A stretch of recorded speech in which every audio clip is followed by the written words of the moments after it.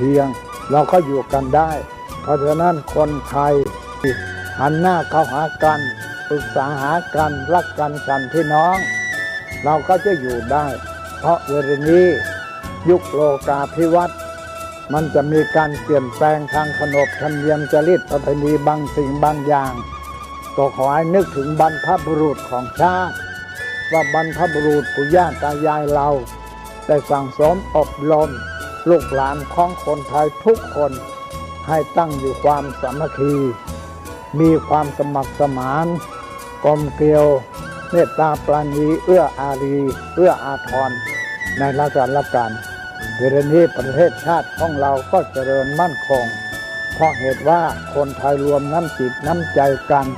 สร้างสรรค์ความเจริญงอกงามเพื่อความเจริญงอกงามแก่ชาติพระพุทธศาสนาสำนักงานของพระมหากษัตริย์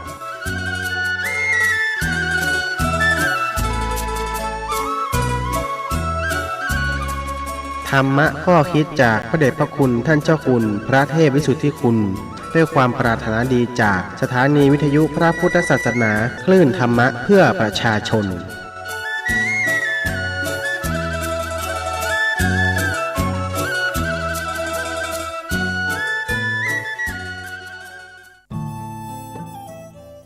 ท่านกำลังติดตามรับฟังสถานีวิทยุกระจายเสียงพระพุทธศาสนาแห่งชาติและสังคม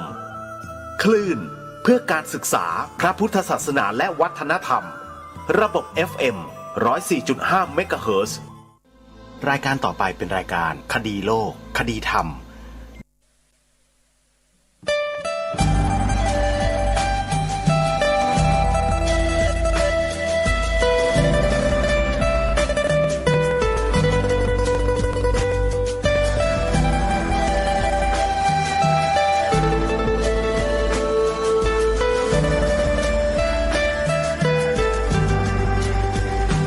กล้าคิด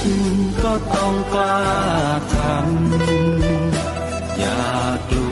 วถ้าทำความดีเป็นศึกษาปัญหาให้ทันท่วงทีเมืองไทยจะพัฒนากว่านี้รายการดีๆคดีโลกคดีธรรมขอรำพันบรรยายความคิดเครื่องหมายแห่งสีทั้งสามงามถนัดขาวคือบ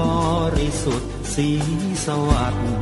หมายพระไตรรัตน์และธรรมะคุ้มจิตไทยแดงคือโลหิตเราใสซึ่งยอมสละได้เพื่อรักษาชาติศาสนาน้ำเงินคือสีโสภาอันจอมประชาถ้าโปรดเป็นของส่วนองค์จักริ้วเข้าเป็นไตรรงค์จึงเป็นสีธงที่รักแห่งเราชาวไทยทหารอวตารนำไปยงรักแห่งเราชาวไทยทหารเกียรติสยามประเทศไทยที่เจริญมั่นคงมาได้จนถึงทุกวันนี้มิได้เกิดขึ้นจากความหวาดกลัวอย่างคลาดเขลาแต่บรรพบุรุษไทยของเราทุกยุคทุกสมัยล้วนแต่มีความกล้าหาญและชาญฉลาดปกป้องเอกราชสร้างชาติให้เกิดความมั่นคงโดยมีธงแห่งพระไตรรัตน์เป็นเครื่องนำชัยจึงเป็นที่มาที่ไปของรายการคดีโลกคดีธรรมกล้าคิดก็ต้องกล้าทำอย่ากลัวถ้าทำความดีเป็นศึกษาปัญหาให้ทันท่วงทีเมืองไทยจะพัฒนากว่านี้รายการดีๆคดีโลกคดีธรรมรายการดีๆคดีโลกคดีธรรม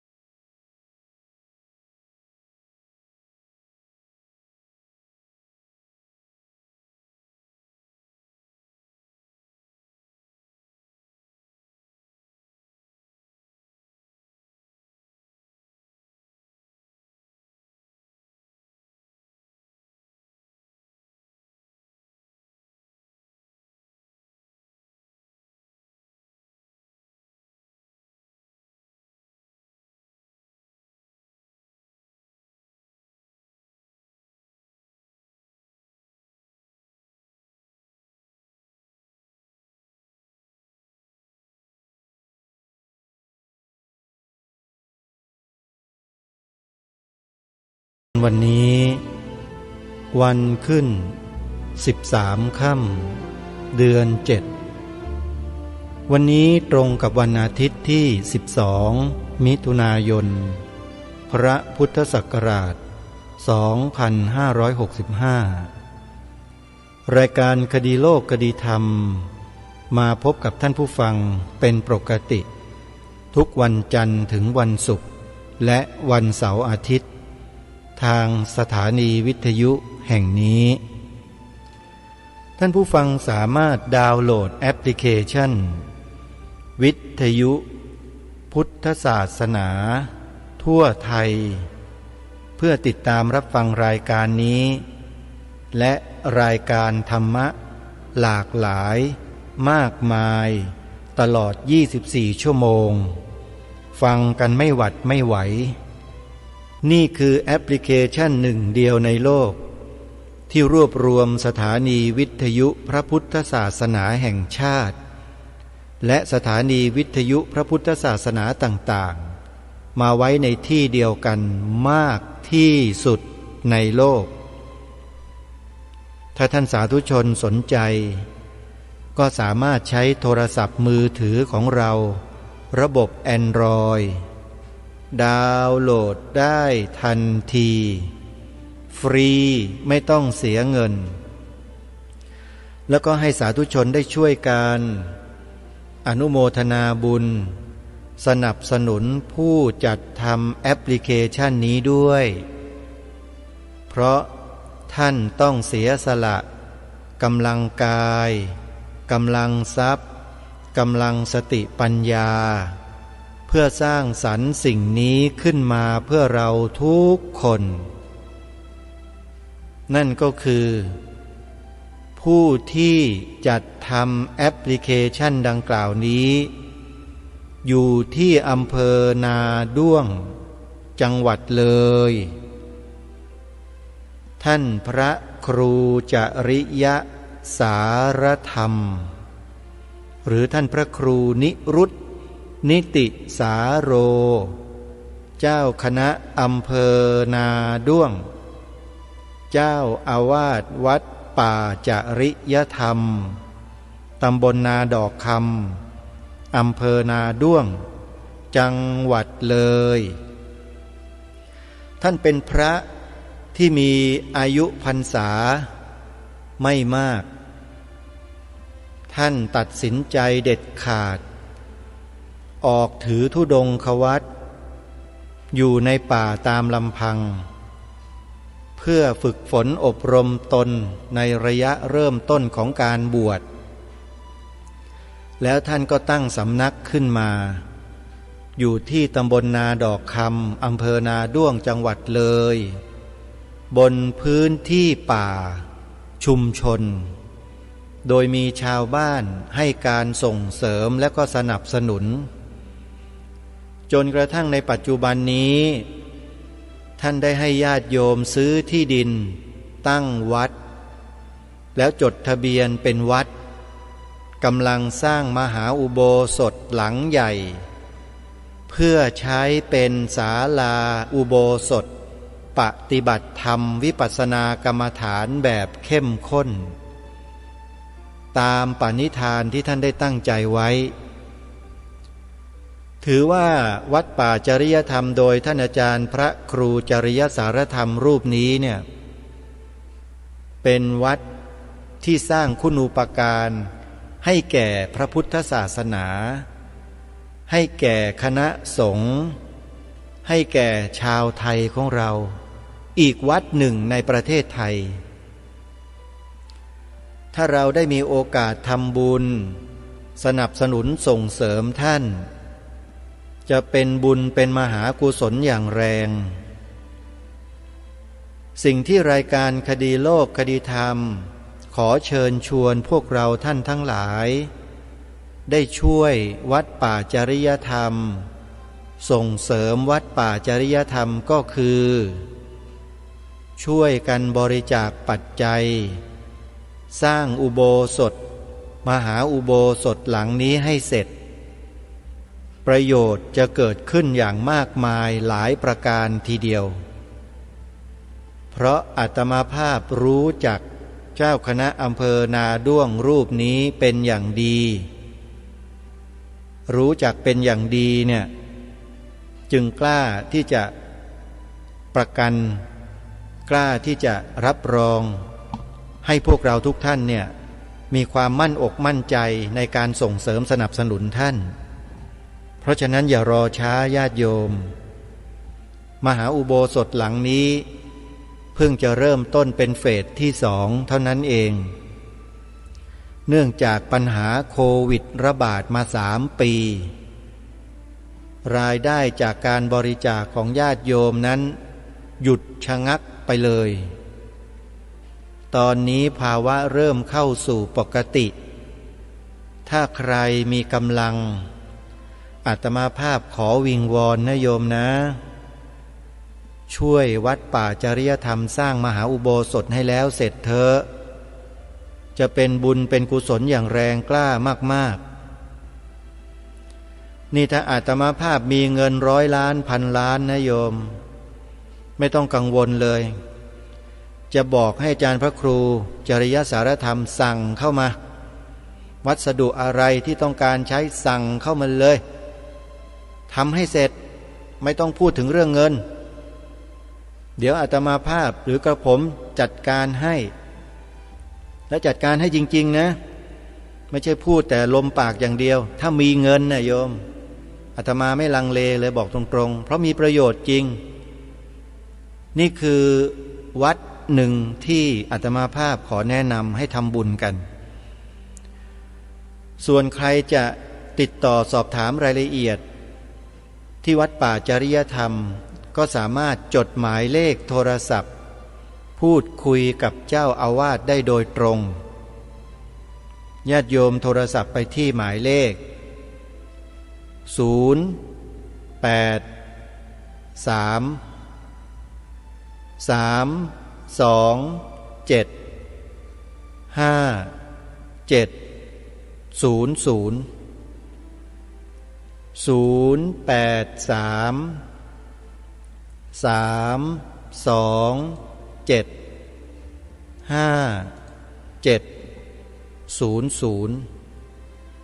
ก็ขอฝากสาธุชนทุกท่านได้ร่วมด้วยช่วยกันทำให้มหาอุโบสถวัดป่าจริยธรรมแห่งนี้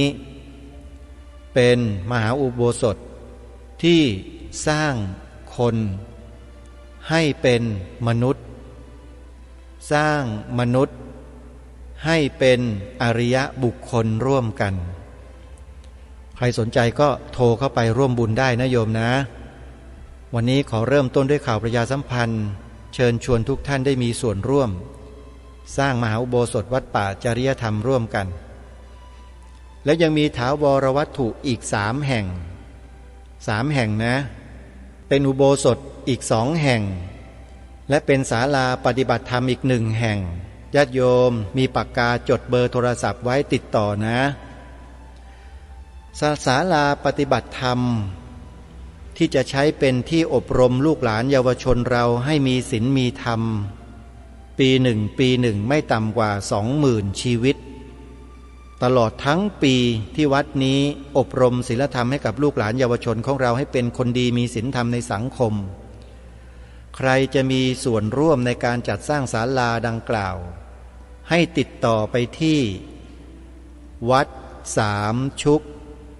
อำเภอสามชุกจังหวัดสุพรรณบุรีหลวงพ่อพระครูสุวรรณวิจิตรเจ้าคณะตำบลสามชุกเจ้าอาวาสวัดสามชุกท่านมีความมุ่งมั่นเหลือเกินในการรักษาสืบสารพระพุทธศาสนาด้วยวิธีการต่างๆมากมายหลายประการซึ่งเชื่อว่าพระสงฆ์ในประเทศไทยนี้ไม่มีใครกล้าทำอย่างท่านก็แล้วกันถือว่าเจ้าอาวาสวัดสามชุกรูปนี้หลวงพ่อพระครูสุวรรณวิจิตรรูปนี้เนี่ยท่านไม่ได้พูดแต่ท่านทำให้ดูทำให้เห็นโดยเฉพาะการประชาสัมพันธ์บอกประชาชนชาวบ้าน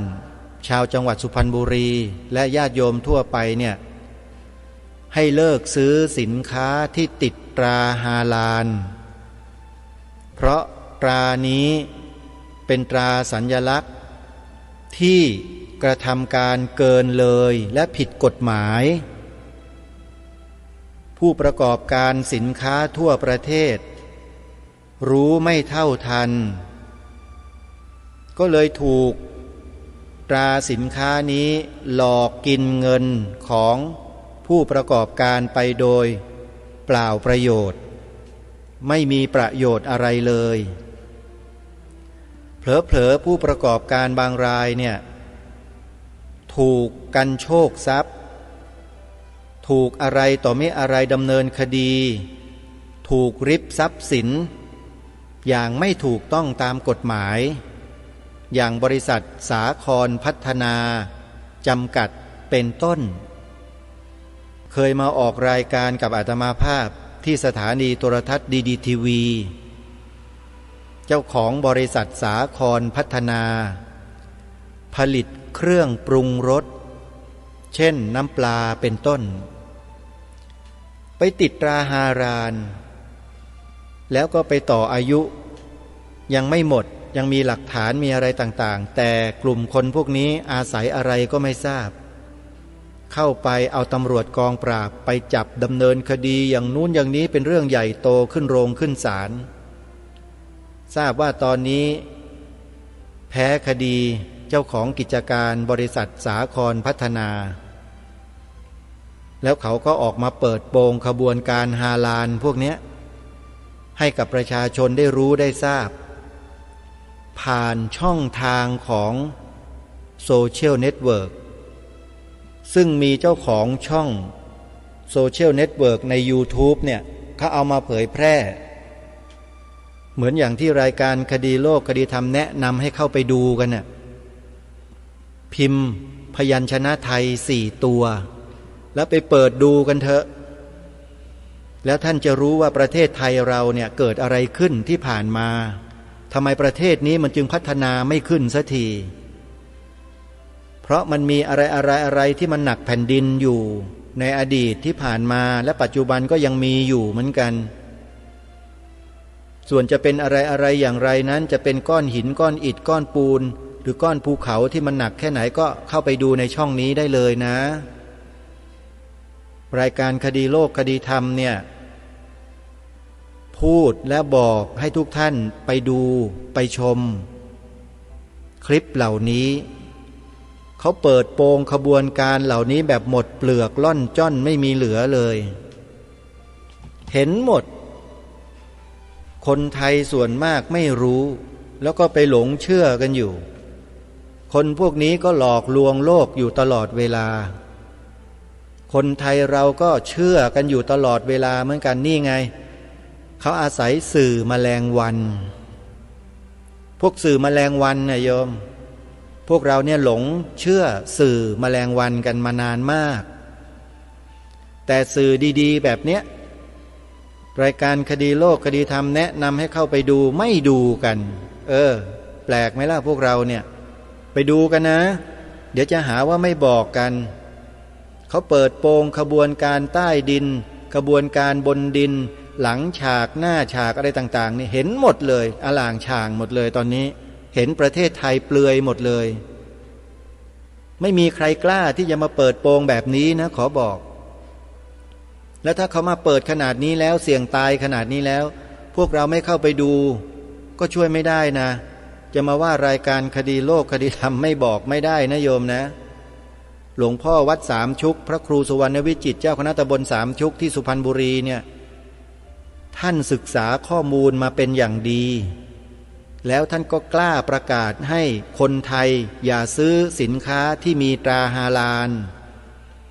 ท่านมีเหตุผลของท่านน่ะอาตมาภาพเองก็มีส่วนในการเผยแพร่เรื่องนี้มาตั้งแต่ต้นพูดง่ายๆว่าเป็นคนแรกเลยแล้วกันที่ดำเนินรายการกับบุคคลที่เขามาเปิดโปงขบวนการนี้ถ้าใครอยากจะดูก็ไปดูใน YouTube ได้เลยคลิปแรกเลยที่เปิดชูตติ้งเลยที่สถานีโทรทัศน์ที่ ที่อาตมาภาพดำเนินรายการอยู่เนี่ยใครอยากดูก็จดนะจดเตรียมจดแต่พิมพ์อักษรภาษาไทยพยัญชนะไทย4ตัวเข้าไปดูกันก่อนเดี๋ยวจะไม่ได้ดูกันพิมพ์อักษรภาษาไทย4ตัวอักษรไทยนะพยัญชนะไทย4ตัวก็คือออ่างปอปลาพอพานสอเสืออปอพอสอและในคลิปปัจจุบันก็มีสตรีที่นับถือศาสนาอิสลามในอดีตตอนนี้เขาเปลี่ยนมาเป็นพุทธแล้วเขามาเปิดเผยความจริงอย่างที่ประเทศไทยไม่เคยเจอไม่เคยพบไม่เคยได้ยินได้ฟังที่ไหนมาก่อนถ้าใครไม่ไปดูก็จะไม่รู้เลยจะไม่เห็นเลยจะไม่เข้าใจเลยว่าที่กลุ่มคนเหล่านี้ก็ออกมาเปิดโปงขบวนการเหล่านี้เนี่ยเป็นจริงหรือไม่อย่างไรเราจะไม่รู้เราก็จะฟังแต่คนข้างนอกเขาว่าอย่างนั้นเขาว่าอย่างนี้แต่ไม่เคยมาฟังจากปากของคนเหล่านี้จริงๆกันเลยตอนนี้เขาออกมาเผยแพร่แล้วไงเขาออกมาเปิดโปงขบวนการของพวกเขาเองนี่เป็นคนของเขาเองนะมาเปิดโปงพวกของเขาเองเขาคิดอะไรกับประเทศไทยของเราอยู่อาตมาภาพไม่สามารถนำข้อมูลมาพูดได้ถ้าพูดได้ป่านนี้หรืออะไรมันยิ่งกว่านี้ซะอีกแต่เป็นห่วงครูบาอาจารย์ของเราเจ้าของสถานีวิทยุจะรับไม่ไหวก็เลยบอกได้แค่นี้แหละแนะนำให้พวกเราไปดูกันเองเข้าไปใน YouTube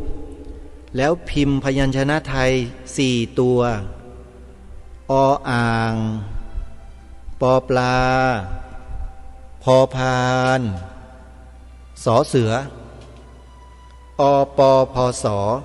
แนะนำได้เท่านี้จริงๆพูดอะไรเยอะกว่านี้ไม่ได้เกรงใจ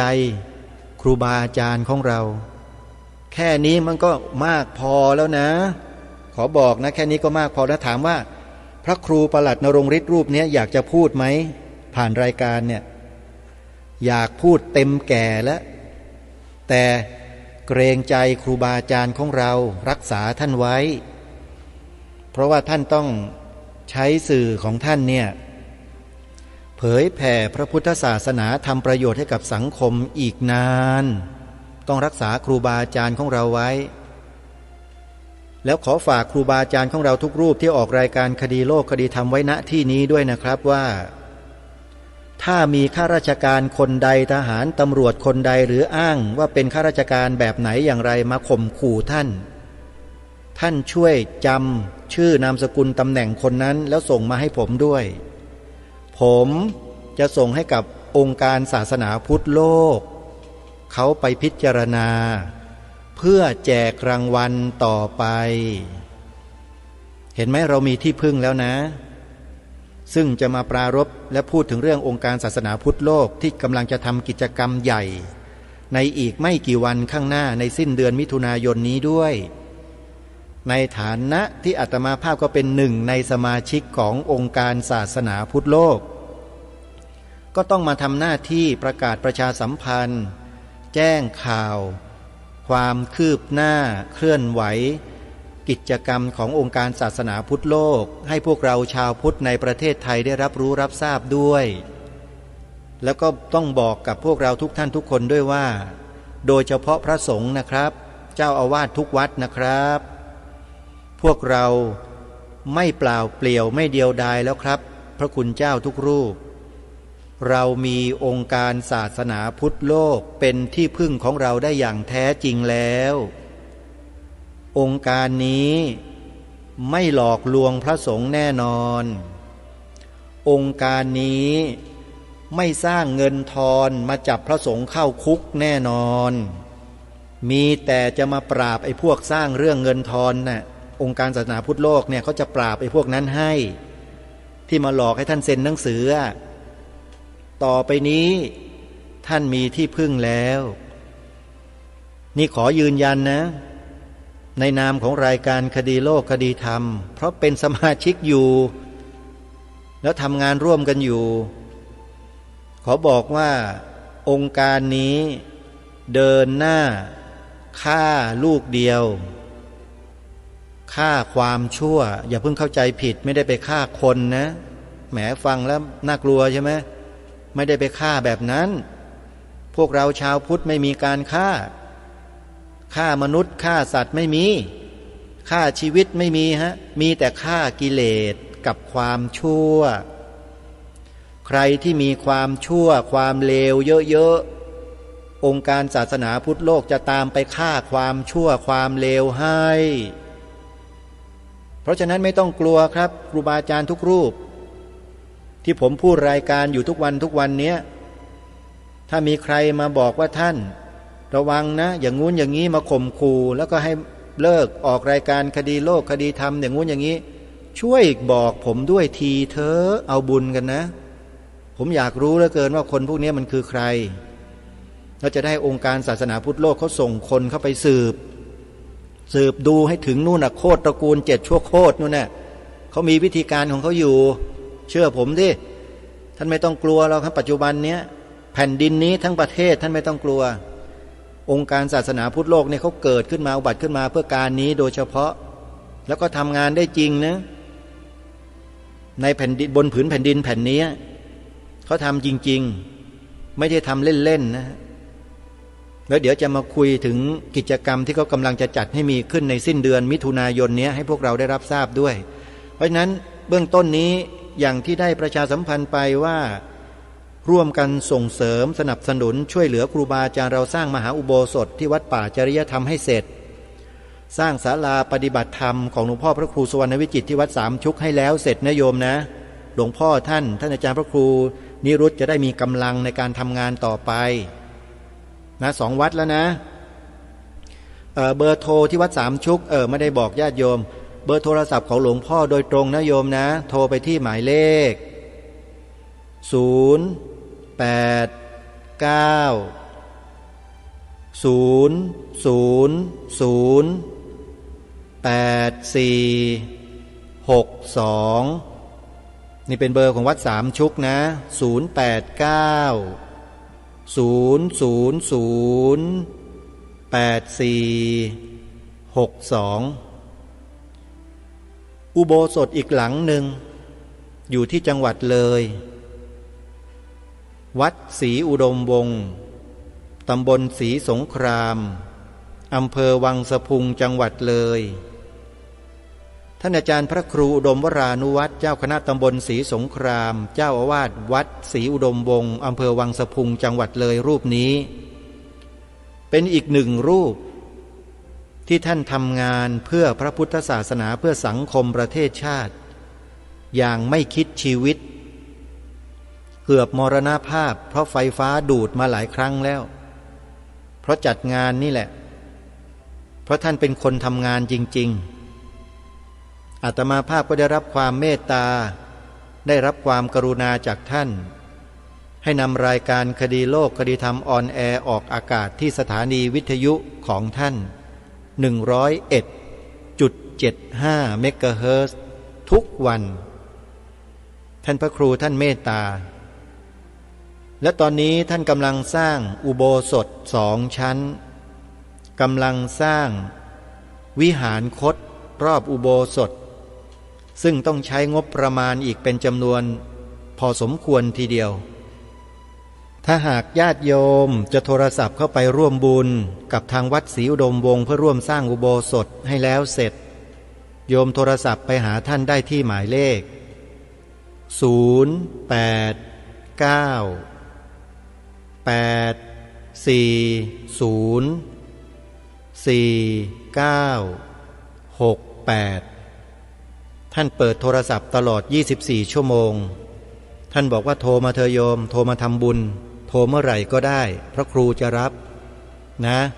089-840-4968พระครู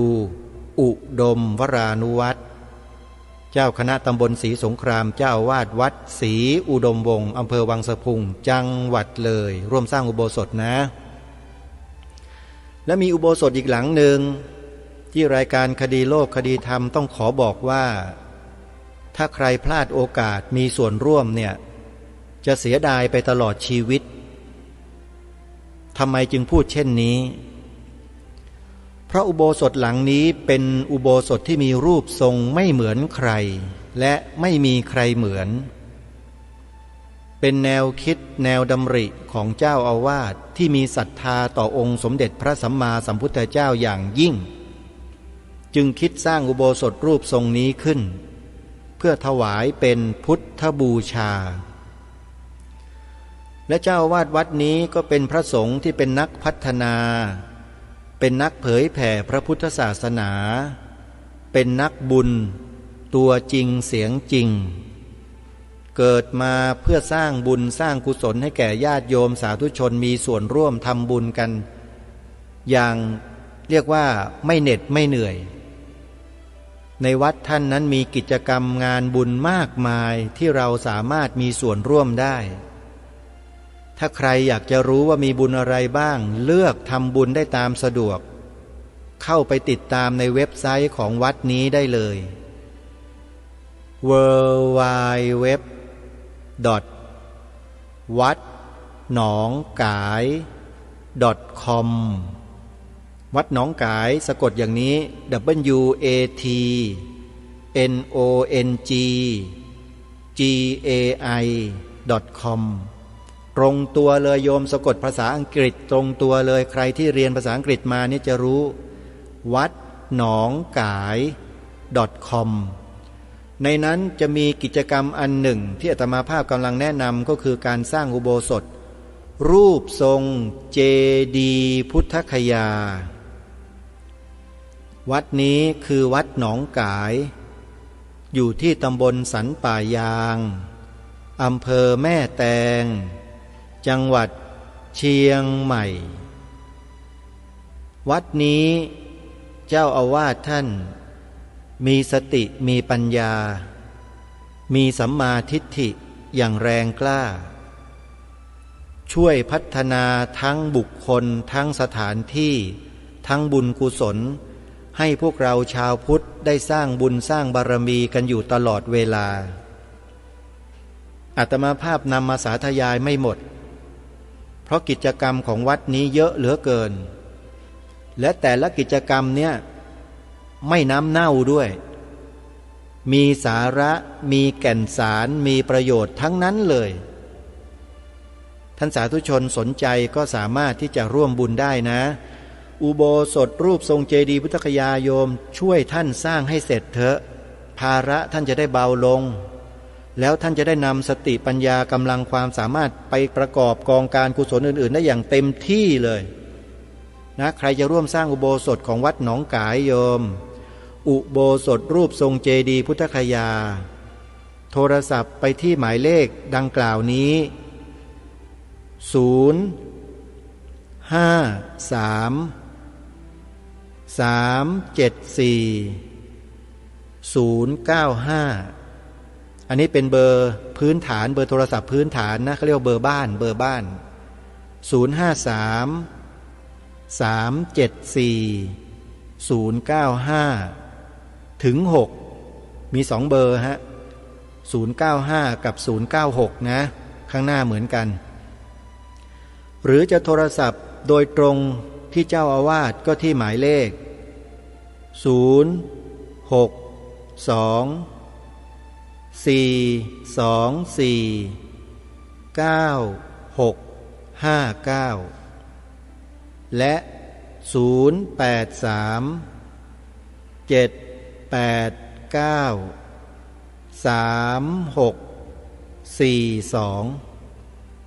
อันนี้คือเบอร์โทรศัพท์วัดหนองกายตำบลสันป่ายางอำเภอแม่แตงจังหวัดเชียงใหม่กำลังสร้างอุโบสถรูปทรงเจดีย์พุทธคยาช่วยท่านนะโยมนะและยังมีงานบุญอื่นๆอีกมากมายทีเดียวติดต่อสอบถามรายละเอียดเข้าไปได้เลยนี่ก็เป็นวัดต่างๆที่กำลังสร้างถาวรวัตถุสำคัญซึ่งล้วนแล้วแต่มีประโยชน์ทั้งนั้น ใครที่สนใจก็ติดต่อเพื่อขอร่วมบุญกับวัดนั้นๆได้ทีนี้มาดูถึงกิจกรรมขององค์การศาสนาพุทธโลกที่อาตมาภาพได้แจ้งบอกไปเมื่อสักครู่ก่อนที่จะมารู้ถึงกิจกรรมและกำหนดการนั้นก็ขอทำความรู้จักองค์การศาสนาพุทธโลกให้ท่านผู้ฟังที่มีความสนใจใคร่จะรู้จักองค์การนี้ให้ได้รับทราบกันสักครู่องค์การศาสนาพุทธโลกเกิดขึ้นท่ามกลางของปัญหาที่มีต่อพระบวรพุทธศาสนามาโดยลำดับบุคลากรในองค์การศาสนาพุทธโลกนี้เขาได้พูดคุยได้ประชุมหารือกันเป็นระยะเวลา2 วันไม่ใช่ประชุมกันแค่ชั่วโมง2 ชั่วโมงนะโยมเขาประชุมกัน2 วัน 2 คืนเพื่อนำปัญหาทั้งหลายทั้งสิ้นทั้งปวงที่มีอยู่ในประเทศไทยที่ส่งผลกระทบต่อพระบวรพุทธศาสนา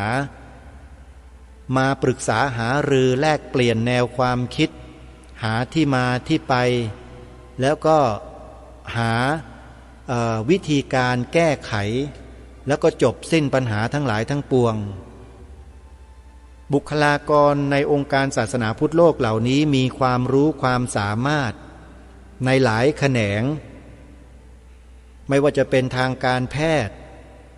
ทางการศึกษาการศาสนากฎหมายรัฐศาสตร์บริหารจัดการองค์กรอะไรต่อมีอะไรเนี่ยเขามีหมดครบเลยบุคคลเหล่านั้นและเป็นจิตอาสามาทั้งหมดเขามารับทราบปัญหาที่เกิดขึ้นจากผู้รู้ที่อยู่ในวงการอยู่ในแวดวงพระพุทธศาสนาโดยตรงหนึ่งในนั้นก็คือท่านผู้อำนวยการสถานีโทรทัศน์ธรรมาธิปไตยดีทีวีดร.พระมหาปราโมทย์ประโมทโยที่อาตมาภาพทำงานร่วมกับท่านอยู่และอีกท่านหนึ่งก็คือท่านศาสตราจารย์พิเศษร้อยโทด็อกเตอร์บรรจบบรรณรุจิราชบัณฑิตที่เป็นวิทยากรร่วมรายการทุกๆวันอังคารกับอาตมาภาพอยู่อันนี้คือแค่ส่วนหนึ่งเท่านั้นในฝ่ายวิชาการทางพระพุทธศาสนาและแวดวงซึ่งรู้ทุกสิ่งทุกอย่างที่เป็นปัญหากับพระพุทธศาสนากับคณะสงฆ์ของเรา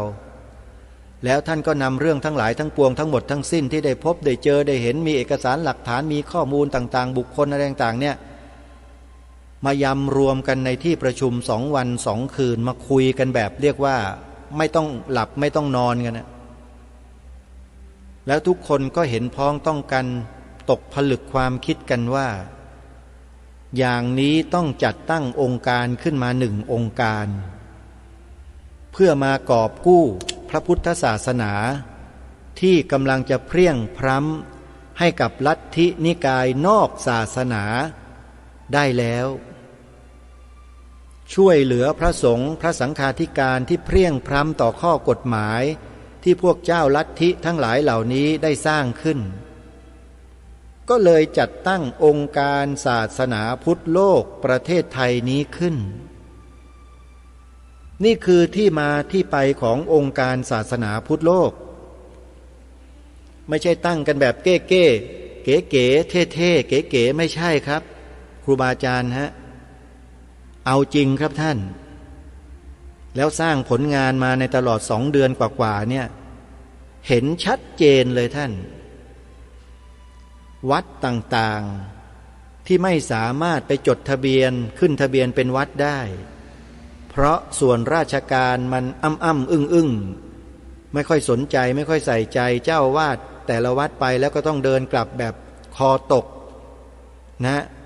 เรียกว่าผิดหวังกันมาแทบทั้งนั้นเลยแล้วยังไม่ขึ้นทะเบียนเนี่ยตั้ง 20,000 กว่าวัดทั่วประเทศแต่ท่านคิดดูดิมันเกิดอะไรขึ้นนะในบ้านนี้เมืองนี้ท่านคิดดูองค์การศาสนาพุทธโลกเนี่ยเขารู้ครับเขารู้เลยว่าปัญหามันอยู่ที่ตรงไหน แล้วช่วยเหลือพระได้อย่างไรรายการคดีโลกคดีธรรมจึงพูดมาตั้งแต่เบื้องต้นแล้วว่าต่อไปนี้นะครับองค์การศาสนาพุทธโลกเขาจะเข้ามาทำกิจกรรมสวดมนต์สัญจรบวรไปทั่วตอนแรกใช้ชื่อคำว่าตะลอนซึ่งมันเป็นคำที่แสลงเป็นคำที่ไร้คุณค่าเป็นคำที่ไม่มีราคาอันนี้ผมไม่ได้พูดเองนะพระครูวิบูลย์เจติยานุรักษ์เจ้าคณะจังหวัดสุพรรณบุรีพูดออกสื่อทั่วโลกทั่วประเทศดีทีวีนี่แหละท่านพูดอย่างนี้เลยว่าคำว่าตะลอนเนี่ยมันไม่เข้าท่าถ้าเปลี่ยนได้เปลี่ยนเลยปรากฏว่าเปลี่ยนเปลี่ยนจากตะลอนมาเป็นคำว่าบวรทีนี้แหละเมื่อได้เข้าที่เข้าทางทั้งชื่อทั้งอะไรต่างๆแล้วขับเคลื่อนอย่างเดียวแล้วครับทีนี้กิจกรรมครั้งแรกชูตติ้งที่วัดสามชุกอำเภอสามชุกสุพรรณบุรีครั้งที่สองที่วัดป่าเลไลวรวิหารอำเภอเมืองจังหวัดสุพรรณบุรีล่าสุดที่ผ่านมาวันที่29พฤษภาคมอาตมาภาพและทีมงานทั้งหมดก็ไปร่วมกิจกรรมกันที่นั่นและครั้งต่อไปนี้ครับเป็นการจัดงานพุทธรักษาซึ่งเป็นงานที่ทีวีผนวกเข้ามาเป็นส่วนหนึ่งขององค์การศาสนาพุทธโลกแล้วงานนี้ไม่ได้จัดกันแค่วันเดียวนะครับเขาจัดกันตั้งแต่วันที่30มิถุนายนไปจนถึงวันที่3กรกฎาคม4คืน4วันงานนี้เขามีกำหนดการดังต่อไปนี้เดี๋ยวกระผมและอาตมาภาพจะอ่านให้ฟังไปโดยลำดับดังต่อไปนี้กำหนดการงานพุทธรักษาพิธีสมโภชพระบรมสารีริกธาตุและร่วมสวดมนต์ปฏิบัติธรรมถือศีลกินเจมังสวิรัติระหว่างวันพฤหัสบดีที่30มิถุนายนถึงวันอาทิตย์ที่3กรกฎาคมพระพุทธศักราช2565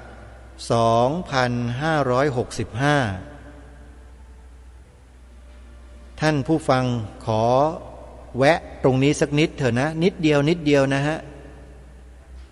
ที่ทางรายการได้พาทุกท่านให้ช่วยกันอ่านอักษรย่อพอพานจุดสอศาลาจุด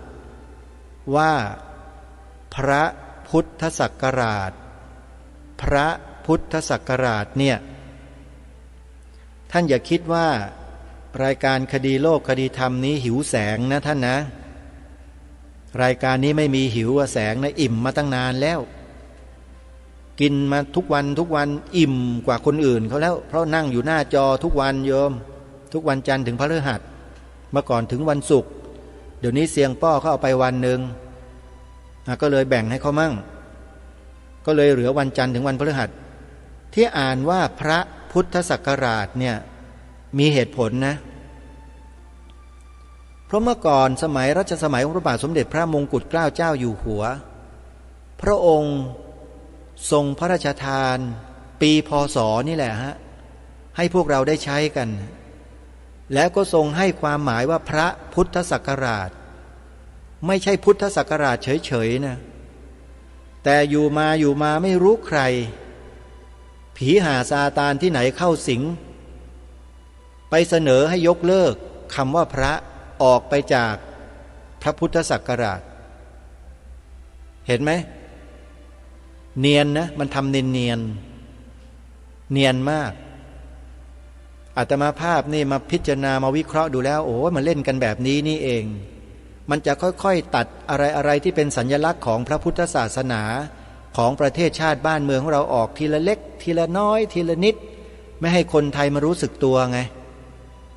ตัดคำว่าพระออกหน้าคำพุทธศักราชให้เหลือแต่คำว่าพุทธศักราชแล้วเนี่ยเมื่อเร็วๆเนี่ยมีคนเสนอให้ยกเลิกพุทธศักราชท่านเชื่อไหมไม่ให้ใช้ในประเทศไทย เห็นไหมล่ะมันกวนไหมไอ้คนพวกเนี้ยแต่ท่านอย่าคิดว่าเป็นเรื่องเล่นๆนะมันเอาจริงนะไอ้พวกเนี้ยมันทำจริงมันเอาจริงด้วย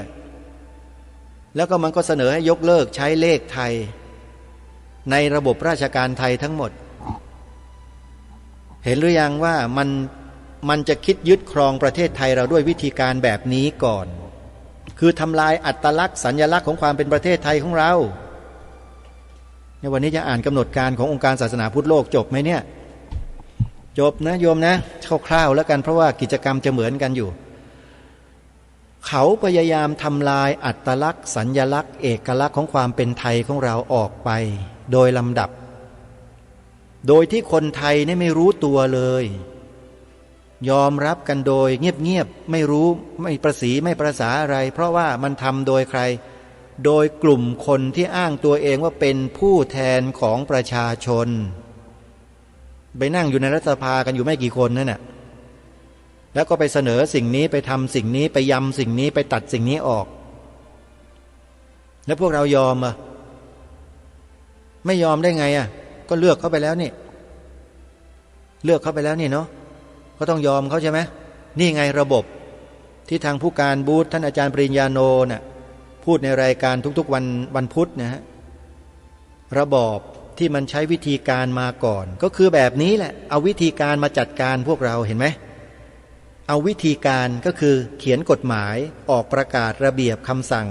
นี่เขาเรียกว่าวิธีการจัดการกับสิ่งเหล่านี้คือทำลายความเป็นไทยของเราไปเรื่อยๆโดยที่คนไทยไม่รู้ตัวแต่รายการคดีโลกคดีธรรมเนี่ยตามไปสืบค้นมาที่ในอดีตเป็นยังไงแล้วมันถูกเปลี่ยนแปลงยังไงแบบไหนใครปรากฏว่ามีไม่กี่คนหรอกที่นั่งอยู่ในหน่วยงานของรัฐแต่มันมีอิทธิพลอยู่ข้างหลังมหึมาเลยคอยมีอิทธิพลจี้พวกส่วนราชการต่างๆอยู่พอมีใครหือขึ้นมาปุ๊บมันร้องแฮ่เท่านั้นแหละขู่ทีเดียวเท่านั้นหงอหมดเลยแล้วก็ต้องยอมฮะตัดคำว่าพระออกจากคำว่าพระพุทธศักราชซึ่งองค์พระบาทสมเด็จพระมงกุฎเกล้าเจ้าอยู่หัวรัชกาลที่6ซึ่งในขณะนั้นพระองค์ทรงเป็นองค์รัฐาธิปัตย์สูงสุดเป็นผู้ปกครองสูงสุดของประเทศได้พระราชทานไว้ให้เป็นข้อปฏิบัติแต่เมื่อเปลี่ยนแปลงการปกครองเปลี่ยนเลยเห็นไหมนี่ไงระบอบที่ทางรายการตระเวนคนตระเวนทำในทุกๆวันพุธโดยท่านอาจารย์ปริญญาโนภิกขุและท่านผู้การบูธนาวากาศเอกพิเศษคัมภีร์รยานนท์พูดมาโดยตลอดระยะเวลาที่ผ่านมาว่าระบอบเหล่านี้เอาวิธีการมาก่อนมาจัดการพวกเราจัดการสิ่งที่ดีๆของชาติบ้านเมืองให้มันหมดให้มันไม่เหลือแล้วก็เอาไอ้สิ่งที่มันไม่เข้าท่าเข้าทางเนี่ยขึ้นมาแทนอย่างหลักสูตรการศึกษาก็เหมือนกันไปเอาศาสนาอะไรไปใส่ในหลักสูตรก็ไม่รู้ไม่ใช่ศาสนาของชาติบ้านเมืองซะหน่อยเป็นศาสนาที่มาอาศัยอยู่ในบ้านในเมืองแท้ๆแต่ยังยัดเข้ามาใส่ในหลักสูตรได้ดูสิมันทำกันเนี่ยไม่รู้ใครแหละอาตมาภาพไม่เห็นด้วยเด็ดขาดทำลายวัฒนธรรมประเพณีจารีตทำลายความเชื่อถือความศรัทธาของคนในประเทศนี้แบบนิ่มๆนี่เพียงแค่นี้นะแค่น้ำย่อยยังมีอะไรอีกเยอะกว่านี้มากมายเลยที่ทางรายการทราบและรู้และประจักษ์มาและมีหลักฐานแต่วันนี้อ่านกำหนดการก่อนกำหนดการงานวันพุทธรักษาพิธีสมโภชพระบรมสารีริกธาตุและร่วมสวดมนต์ปฏิบัติธรรมถือศีลกินเจมังสวิรัติระหว่างวันที่30มิถุนายนถึงวันที่3กรกฎาคมพระพุทธศักราช2565ณตึก AEC International แขวงหัวหมากเขตบางกะปิกรุงเทพในวันพฤหัสบดีที่30มิถุนายนเป็นต้นไปจนถึงวันที่3กรกฎาคมศกนี้ ใครที่ใจร้อนจะสอบถามรายละเอียดที่องค์การศาสนาพุทธโลกณตอนนี้นะฮะซึ่งอ่านกำหนดการไม่จบแน่เพราะเวลาหมดแล้วโทรไปที่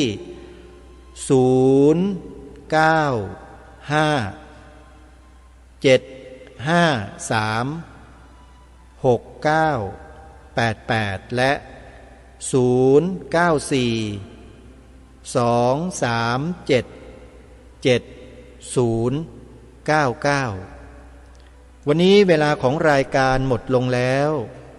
อาตมาภาพต้องขอสมมุติยุติรายการไว้แต่เพียงเท่านี้พบกันใหม่ในวันพรุ่งนี้ขอความสุขความสวัสดีในธรรมแห่งองค์สมเด็จพระบรมศาสดาสัมมาสัมพุทธเจ้าจงปรากฏเกิดมีขึ้นในจิตใจของท่านผู้ฟังทุกท่าน